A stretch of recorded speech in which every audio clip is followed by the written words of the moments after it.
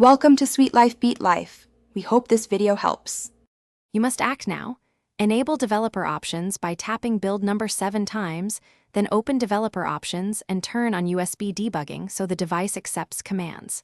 Once done, install Android platform tools on your computer and connect the device with a good USB data cable. Charge-only cables won't work. Make sure the cable is plugged into a USB 2.0/3. 0 port, not a hub, because direct connections reduce handshake failures. You'll see a prompt on device when the computer requests authorization. Accept it to proceed. Now confirm the link. Open a terminal and run Adb devices.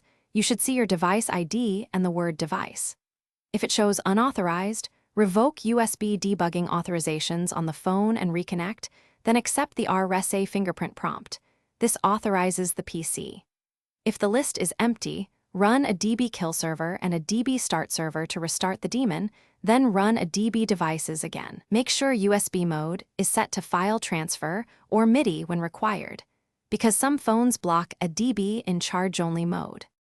Finish by testing a simple command, a db shell whoami or a db reboot. If these work, your USB Adb connection is complete.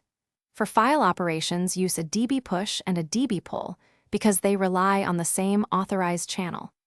If the PC doesn't recognize the device, reinstall the OEM USB driver or the Google USB driver and make sure a DB is in your path. One key troubleshooting tip: swap the USB cable or port. Most connection problems stem from faulty cables or hubs, not a DB itself. Thanks for watching. Consider subscribing if we helped you.